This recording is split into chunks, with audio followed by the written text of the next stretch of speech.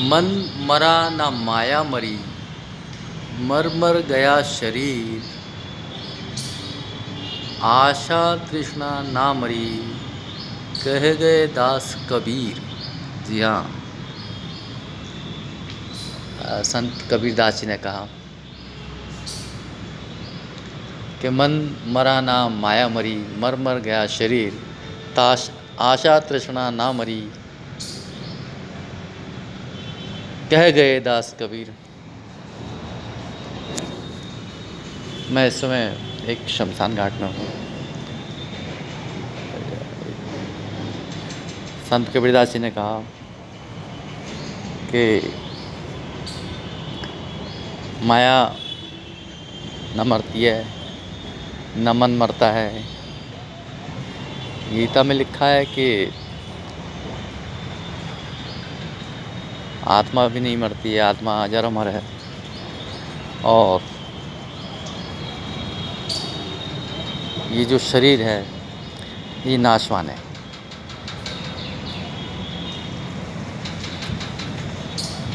गीता में श्री कृष्ण जी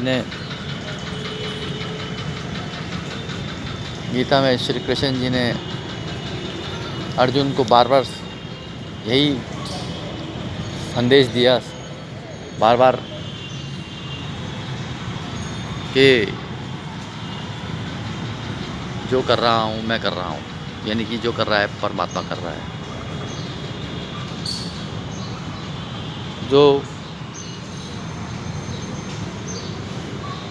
ये जो नाशवान शरीर है,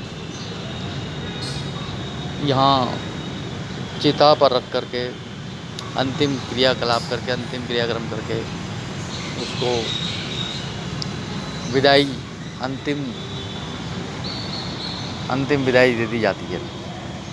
मेरा यहाँ पर छोटा सा उद्देश्य ये है कि आत्मा अजर अमर है और हम लोग दोबारा बार बार जन्म ले लेते हैं, इस संसार में दोबारा आ जाते हैं। ऐसा कई मान्यताओं में लिखा हुआ है, धर्म ग्रंथों में, शास्त्रों में है कि मनुष्य का जन्म 84 लाख योनियों में पार होकर इंसान का जीवन मिलता है, ऐसा कहा गया है। लेकिन किंतु कौन से जन्म में किसको क्या कर्म भुगतने पड़े, क्या भाग्य भुगतना पड़ा, बहुत सारी इसमें मान्यताएं हैं।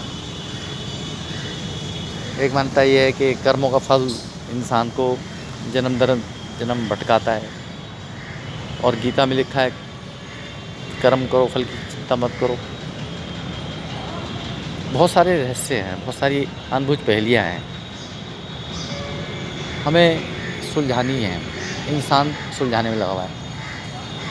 विज्ञान इसमें हमारी हमारे सहायता नहीं कर पाएगा। ये एक आध्यात्मिक मामला है, इसमें आपकी आत्मा और परमात्मा ही काम कर पाएंगे। तो जैसा कि गीता में बार बार समझाया गया है कि हम सब जीव जगत के लोग, जीव जगत जो भी है, प्राणी हैं, सब आत्माएं हैं और आत्मा न मरती है न पैदा होती है। तो फिर क्या है? आत्मा परमात्मा की संतान है जो अजर अमर है। परमात्मा भी अजर अमर है जो है। तो आत्मा और परमात्मा का मिलन हमेशा रहता है, इसके लिए मृत्यु जरूरी नहीं है, इसके लिए शरीर का मरना जरूरी नहीं है। लोग अक्सर कहते हैं मैं मन मार करके ये काम करता हूँ। मन कभी नहीं मरता है। संत कबीरदास जी ने कहा है न मन मरता है, न माया मरी, न शरीर मरी। तो ये माया क्या है? माया परमात्मा की बनाई हुई लीला है। अब हम इसमें घुले मिले हैं और परमात्मा का भी ध्यान इसमें करते हैं और इस जीव जगत में कई घनघोर तपस्याएं, संकट झेल करके हम अपना जीवन यापन करते हैं। तो हमें ये जो जीवन मिला है किस लिए मिला है, हम हम क्यों आए इस दुनिया में, क्या करें। मेरा मानना है कि परमात्मा ने एक एक नहीं कई सारी दुनियाएं बसा रखी हैं। उसे स्वर्ग में भी और नर्क में भी बांटा गया है। स्वर्ग नर्क जब बांटे गए हैं उसमें कर्मों के आधार पर भी बता दिए कि स्वर्ग मिलेगा या नर्क मिलेगा। तो स्वर्ग प्राप्त करना है कि नर्क प्राप्त करना है, कर्मों का खेल है।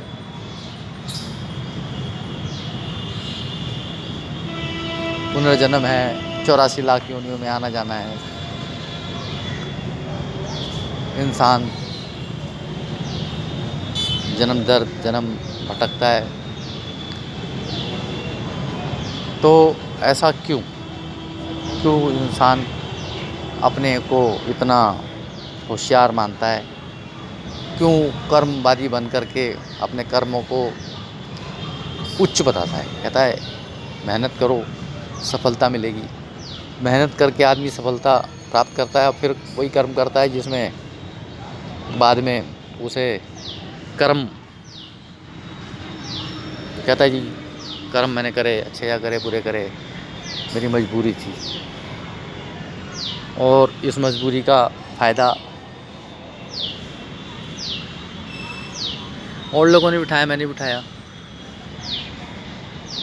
जब इंसान कर्म करता है तो उसमें भूल जाता है क्या मैं अच्छा कर्म कर रहा हूँ क्या बुरा कर्म कर रहा हूँ। मेरा यहाँ आज वीडियो बनाने का उद्देश्य यही है कि हमें सिर्फ अच्छे कर्म करने चाहिए, अच्छा मानव बनने की कोशिश करनी चाहिए। मानव तो हैं ही हम लोग। कुरान में कहा गया है कि अल्लाह ने शैतान को भी बनाया था और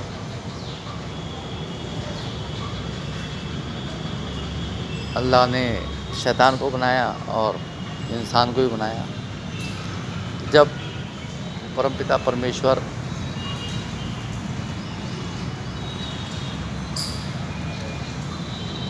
ने अल्लाह ने इंसान को भी बनाया, शैतान को भी बनाया और शैतान को पहला बना दिया।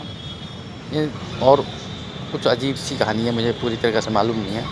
तो मेरा प्रश्न ये उठता है कि अल्लाह ने इंसान को क्यों नहीं बनाया पहले, अच्छे काम करने वाले बुरे काम करने वाले। इसमें तो दोनों बातें हैं, अच्छाई भी है बुराई भी है। और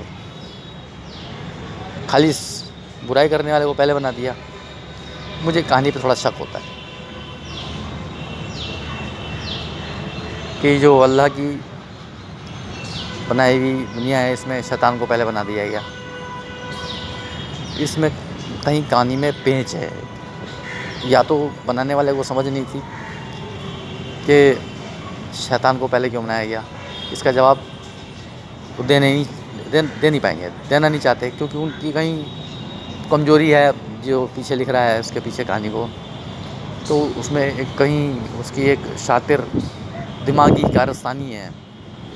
चलिए मैं इस पर ज़्यादा नहीं बोलना चाहता। फ़िलहाल मैं यही कहना चाह रहा था कि मनुष्य इस जन्म में अपने आप कर्मों को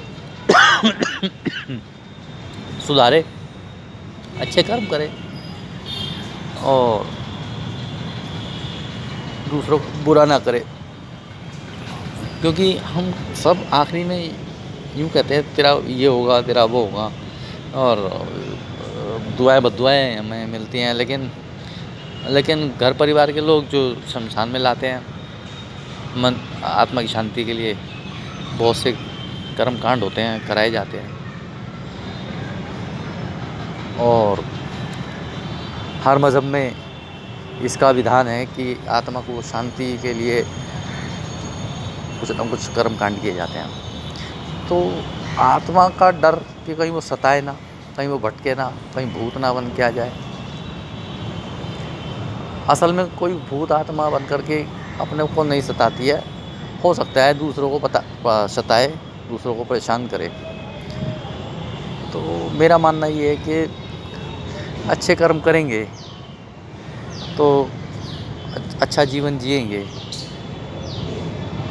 भले ही रास्ते में कठिनाइयाँ, मुश्किलें, परेशानियाँ आती हैं इंसान के जीवन में, उन सबको झेल कर इंसान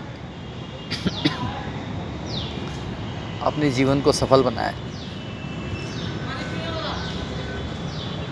और अपने जीवन को सफल बनाए, कर्म अच्छे करे, किसी का बुरा ना करे, किसी का हक ना मारे, किसी की बुराई ना करे, किसी का धोखा ना दे, किसी को धोखा ना दे, किसी की हत्या ना करे, किसी को सताए ना, तो खुद भी आदमी को मन में शांति रहती है। और जब आदमी दूसरों के साथ धोखा करता है, दूसरों को परेशान करता है, दूसरों को सताता है, दूसरों का हक मार के खाता है, वो आदमी स्वयं ही दुखी और परेशान महसूस करता है। तो सबसे पहले इंसान अपनी आत्मा की शांति के लिए अपने कर्मों को इस तरीके से निर्धारित करे, डिज़ाइन करे उनको कि उसको दुनिया में ये कोई कहे ना कि भाई तेरे कर्म खराब थे, तूने इसलिए ऐसा। आदमी के इंसान के कर्म अपने आप में ऐसे अच्छे होने चाहिए, ऐसे होने चाहिए तो वह स्वयं में संतुष्ट हो कि हाँ मैंने किसी का बुरा नहीं किया, बस स्वयं में अपने आप को जिम्मेदार माने, अपने आप को इस बात के लिए जवाबदेह बने कि हाँ मैंने अच्छे कर्म किए, कोई बुरे कर्म नहीं किए। भले ही आप उसमें कष्ट आ रहा है, परेशानी आ रहा है, जीवन है, उतार चढ़ाव है, परेशानियां हैं, परीक्षाएं हैं एक तरीके की हमारी, और उसमें हम डगमगाएं ना, अपने सच्चाई का, इंसानियत का, अच्छाई का, ईमानदारी का, सच्चाई का मार्ग ना छोड़ें। ये हमारे लिए एक परीक्षाएं होती हैं रास्ते में, जीवन में। और हम इन चीज़ों से डगमगा जाएं तो संसार में हमें अपनी आत्मा तो कचोटती है, अन्य लोग भी कचोटते हैं कि तूने गलत कर्म किया है। जब आदमी आत्मिक रूप से स्वयं शांत नहीं है तो उसकी आत्मा की शांति के लिए कोई क्या करेगा? आत्म शांति के लिए स्वयं ही जिम्मेदार है इंसान। दूसरे कोई क्या किसी की आत्मा की शांति के लिए पिंडदान करेगा, दान पुण्य करेगा? क्या कोई दूसरों को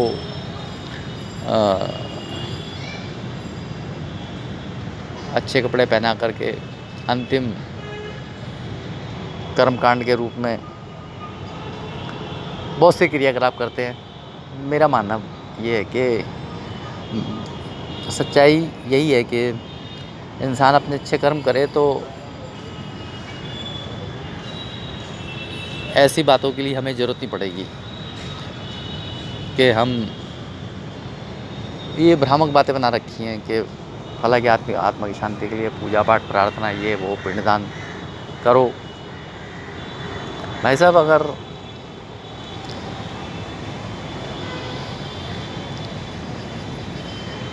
पिंडदान करने से आत्मा की शांति होती हो तो शायद दुनिया के सारे भूतों का पिंडदान एक बार कर सकते, सभी मरे हुए लोगों का पिंडदान एक साथ किया जा सकता है, लोगों को भूत नज़र नहीं आएंगे। और कोई भी करवा सकता है। पिंडदान क्या है? मृत्यु के बाद एक कोई भी एक वो है कर्मकांड, धार्मिक वो है क्रियाकलाप। तो मेरा मानना ये है कि यदि आप अपने आत्मिक शांति के साथ जब तक जीवन नहीं जिएंगे, अच्छे कर्म नहीं करेंगे, असल में क्या होता है कि जो लोग अपने स्वजनों की, यानी कि जो माता पिता के अंतिम क्रियाकलाप के समय, यानी कि जिसको बोलते हैं पिंडदान कराना या आत्मा की शांति के लिए दान पुण्य कराना वगैरह वगैरह कुछ होता है, वो मेरा मानना है कि केवल वो जो लोग अपने माता पिता के साथ अन्याय, अनर्थ करते हैं, अत्याचार करते हैं, दुराचार करते हैं, यानी कि मारपीट करते हैं उनके साथ, उनको बेघर कर देते हैं, इसे मैं दुराचार शब्द इस्तेमाल इसलिए किया है कि उनकी मर्ज़ी के ख़िलाफ़ उनसे घर-वर छीन लिया जाता है। बच्चे उनको उनके उनके बच्चे अपने उन्हें घर से निकाल देते हैं।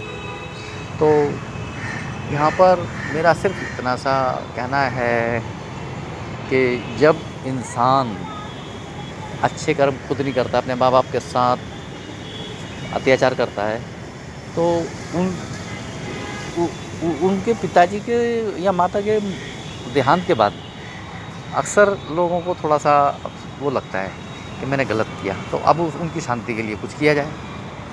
तो उसके लिए वो अ, कोई धार्मिक क्रियाकलाप कराते हैं, पिंडदान कराते हैं, आत्मा की शांति कराते हैं, भोग लगाते हैं, अन्य-अन्य प्रकार के कि केवल एक अपने आप को भ्रम में रखने वाली बात है कि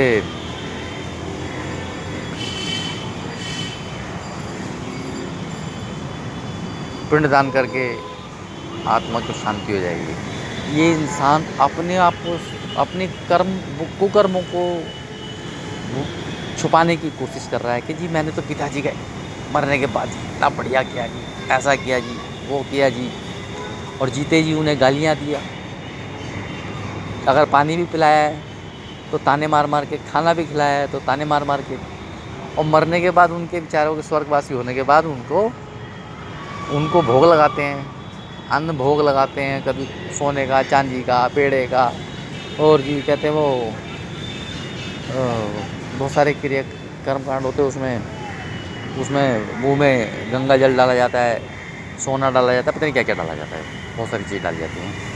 तो मेरा मानना ये है कि यदि प्रेम भाव से पिता के साथ, माता के साथ अच्छा व्यवहार करके उन्हें सुख शांति का जीवन दिया जाए, तो आपकी भी आत्मा नहीं दुखेगी और ना माता-पिता की आत्मा दुखेगी। यही मेरा उद्देश्य है कि आप अच्छे कर्म करो। आज का उद्देश्य मेरी वीडियो का यही रहा कि आप जब अच्छे कर्म करेंगे तो हमें मन शांत रहेगा और हमें भ्रामक विचार, बातें नहीं आएँगी, ना हम डरेंगे और ना हमें कोई भूत दिखाई देगा, ना हमें कोई आत्मा सताएगी।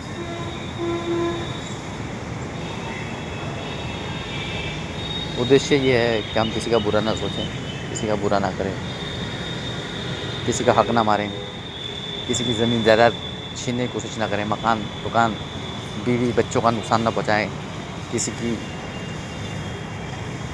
मान सम्मान को ठेस ना पहुँचाएँ। कोई मेरा दुश्मन नहीं बन पाएगा। यदि मैं किसी का तो कोई कुछ नहीं बिगाड़ूँगा, कोई मेरा नहीं बिगाड़ पाएगा। सब सुख, सब प्रेम भाव से जिएँगे, मिल-जुल के रहेंगे, जीवन में सुख शांति रहेगी, कोई द्वेष नहीं रहेगा, कोई बदले की भावना नहीं रहेगी, कोई हत्या नहीं होगी, कोई अत्याचार नहीं होगा। बस किसी का हक ना मारने की कोशिश करें, किसी की प्रॉपर्टी छीनने की कोशिश ना करें। धनवान बनने के लिए बेईमान ना बनें, धनवान बनने के लिए ऐसा कर्म करें कि दूसरे भी आगे बढ़े और आप भी आगे बढ़े। एक दूसरे का सहयोग करें आगे बढ़ने के लिए, एक दूसरे को ठोकर ना लगाएं, टक्कर ना लगाएं, एक दूसरे को मारे ना, पीटे ना, छीनने की कोशिश ना करें। अमीर बनने के लिए किसी का हक छीनना, मारना महापाप है, इसको छोड़ दीजिए, मेरी आज की प्रार्थना है।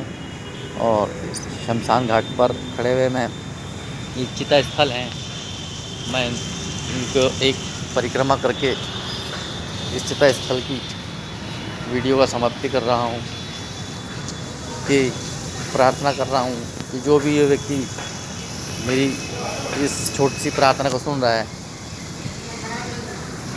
कृपया करके आप इन चीज़ों को नतमस्तक करके, छू करके कुकर्म ना करें, किसी का अधिकार ना मारें। धन्यवाद। जय हिंद, जय भारत, जय हो परमात्मा परम पिता परमेश्वर।